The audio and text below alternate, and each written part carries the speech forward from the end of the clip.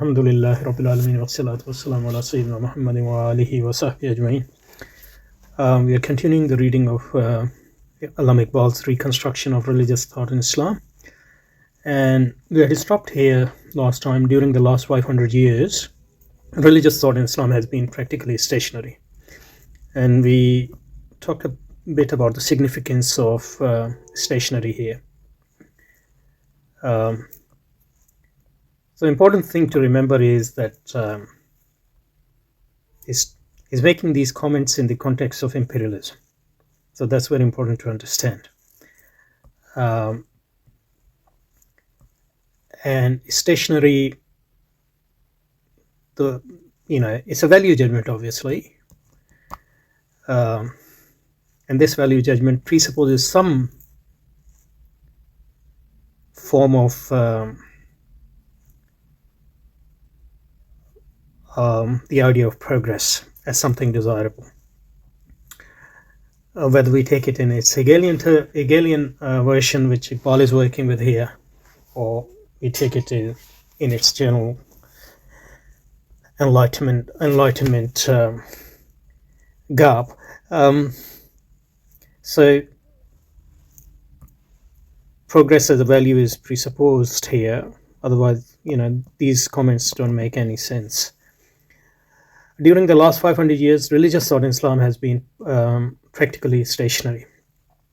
Now, we haven't even talked about whether these comments are actually factually correct or not, because that's not important. What is important is the normative or value judgment part. If we look at, from the factual point of view, how can Allama Iqbal know 500 years of Muslim history, intellectual history? Even today, we don't know much about it. So these comments should be taken in the context of the imperialism. So the background assumption is, or the background assumption is that Muslims have faced a defeat at the hand of the European imperialists, and what Iqbal is trying to understand is its causes. And the framework with which he is working here is that of a Muslim modernist. So he's trying to understand the causes of unprecedented Muslim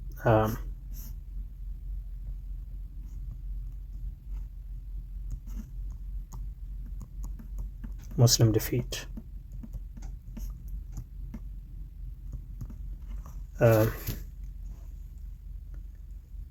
So that's his interest.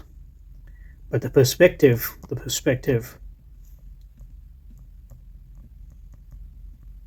with which he is working is that of a Muslim modernist. A Muslim modernist who is, emotionally and intellectually connected with Islam, obviously.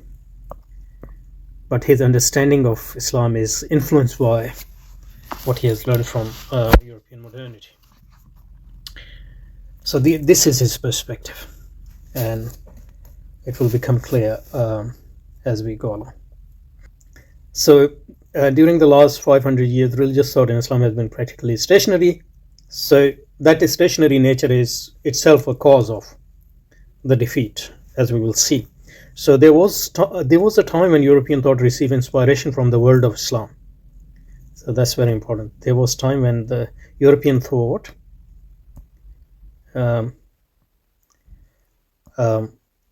received inspiration from the world of Islam. So now we are receiving inspiration from the Europeans. So it means the tables have turned on us. And that's because our thought has become stationary. Yeah. So that's one of the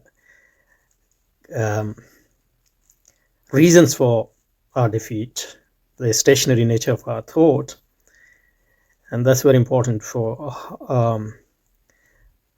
Iqbal's version of philosophy of history here, very idealistic. So there was a time when European thought received inspiration from the world, and that was time when Muslims were great. Now Europeans are great because their thought you know, is progressive. Their thought has become greater than our thought. And this whole view of inspiration of Muslim influence on Europe is a huge thing in Muslim modernism, especially Muslim modernism, which is not against Islam as such. One of the founding myths of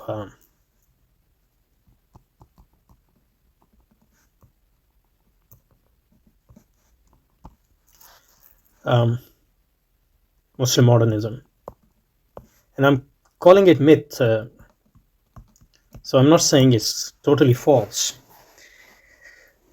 but the influence is highly exaggerated. And the second thing is, Islamic influence on Europe is highly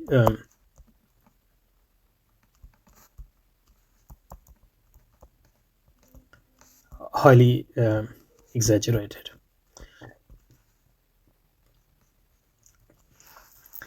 And the second thing is, whatever the influence was not Islamic in nature, in the sense that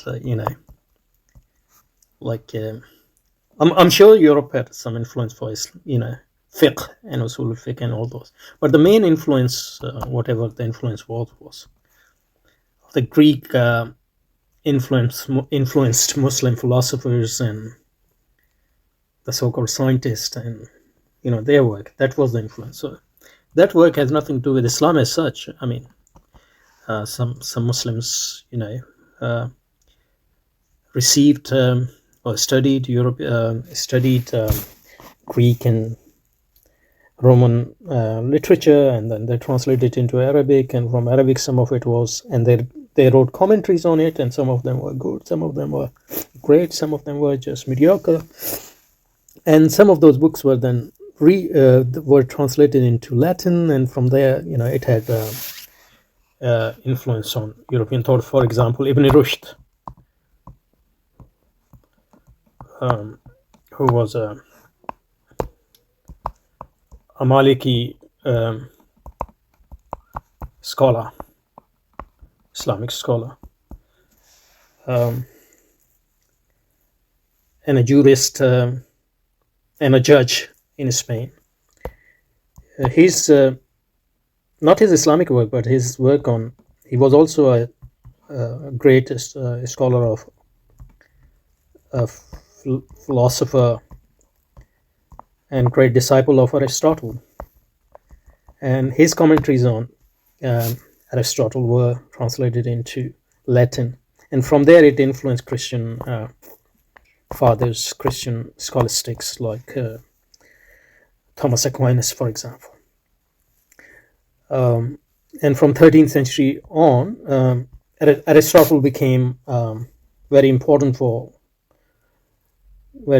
in Christian scholastics, because before that, Aristotle was Christian scholastics did study Aristotle's logical works, but his metaphysical works were mainly neglected. In fact, that's why they didn't have even access to many of those work at the time, and so they had their access to those work was through Muslim works. That doesn't mean that Aristotle's original works were not available. I mean, in Eastern Europe, in Eastern Church, and in the Eastern Church, Aristotle's work were studied in its original language, and they didn't have much influence. But from 13th century onward, Christian scholastics started studying Aristotle's metaphysical works, his physical works, and all those things, and that had a huge influence on Christian scholastics, especially in the work of Thomas Aquinas, who became the Christian, after Augustine, the greatest Christian authority on scholastic matters, and sort of his scholastic work became the official just official justification, rational justification of the church's dogma for next 200, 300 years. And the reaction against Aristotle we hear a lot during the Reformation, and then in modern philosophy, for example, in Descartes, etc. And in early modern science, like in the work of Galileo, for example, or Copernicus, for example. Anti-Aristotelianism is mainly directed against, this Aristotle, which was as taught and interpreted by Thomas Aquinas. And Thomas Aquinas was, in a sense, a sort of a disciple of Ibn Rushd, even though in certain matters he is actually more conservative, more Christian than, when it comes to accepting Aristotle's philosophy, is more Christian than Ibn Rushd, the Muslim, for example. So what I'm saying is, so this is one example of the influence they are talking about, the influence of Ibn Rushd on Thomas Aquinas, and through Thomas Aquinas, Aristotle became a central figure in the church and in the interpretation of the church's dogma, and which played a huge role in the rise of anti-Aristotelianism in Reformation, because Reformation was a reaction and rejection of Catholic Church, and then those philosophies and sciences which rose in the wake of or parallel to that Reformation, so modern physics and modern philosophy, and the anti-Aristotelian, which was part and parcel of those movements. So that's just an example. But what I'm saying is, this was the influence of Ibn Rushd, for example, the philosopher,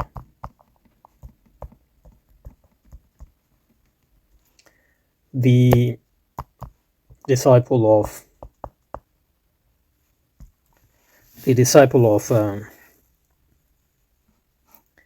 Aristotle, and not the influence of Ibn Rushd, the great Maliki jurist or faqih.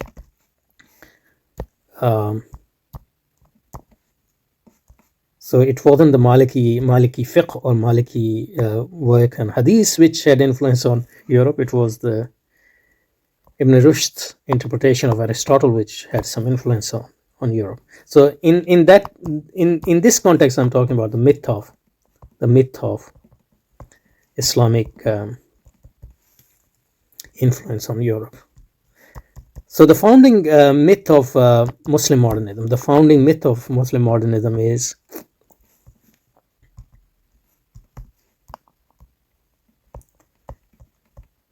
that Muslim thinkers excelled in philosophy and science because they were inspired by Quran to seek knowledge, etc. And for that reason, Muslims excelled in science and technology, so they were powerful. But when Muslims neglected the Quran, they neglected knowledge and science, etc. Europeans who had actually learned their lesson from Muslims themselves, they became more intellectually vibrant and hence more scientifically and technologically competent, and hence more powerful, and Muslim became subjugated to them. So this is the whole philosophy of history and the myth of Muslim influence on Europe and all those things. And so the thing was that, so they are obviously hugely impressed by, these people are impressed by European civilization, and even more than that, they're impressed by European power, and they want to understand how Muslims who had a dazzling civilization supposedly before Europeans were in the supposed dark ages, and they had power, how come they became weak and their power diminished and European became powerful and dominant on them? And their explanation was that Muslims were powerful because of their knowledge, because of their science, because of their technology, because of their power. So that's why they were powerful. But when Muslims abandoned science and technology and philosophy, they became weak and Europeans became powerful. So that's the story, I think, in the crux of. So in that sense, the Muslim modernists. That's why we call these people Muslim modernists. And so this is their diagnostics of the Muslim situation, and the solution is to go back to seeking science and knowledge and philosophy and technology and power and learning, and so we can become powerful again. And this Iqbal says here, but also in his poetical work in Persian, in Urdu, for example. If you look at Javed Nama, for example, or Masnavi Pasche Bayat Khat Aqwam Mashriq, where he addresses the king of Afghanistan and all those, it's very clear. This is his understanding. This is his message. So when he's talking about there was times Muslims were inspiration. Muslims were inspirations too. So Europeans were receiving inspiration from Muslims. So Muslims were great, powerful, because of their knowledge, because of their science, because of their technology. But then Muslim somehow left this path and went on to the path of a stationary path of just the neglect of science and technology, and just repeating whatever they already had rather than trying to add to that. So they became stationary. They became content with what they had. And European actually became curious. They started developing those things, and now tables have turned, and Muslims are receiving inspiration from Europeans. And Iqbal and his fellow modernists, Muslim modernists, especially those who are committed to Islam despite this, theoretically and intellectually and at least emotionally, their recipe is that we should be investing in science, investing in learning, and reviving. So the Muslim revival is basically taking these inspirations from Europe seriously and then creatively developing them so that Muslim can become great again. So this is the context in which Iqbal is talking here. So during the last 500 years, religious thought in Islam has practically become stationary, and for that reason, they have suffered defeat and decline. I guess there was time when European thought received inspiration from the Muslim world, and that was the time that Muslim thought was still dynamic, progressive, and those were the time when they made great contributions to philosophy and science and technology and positive thinking. So they were powerful. But now, because they have become stationary, their thought has become stationary. Their thought patterns have become rigid. They have lost all that, and as a result, Europeans have become dominant. Okay, so let's stop here and we'll continue.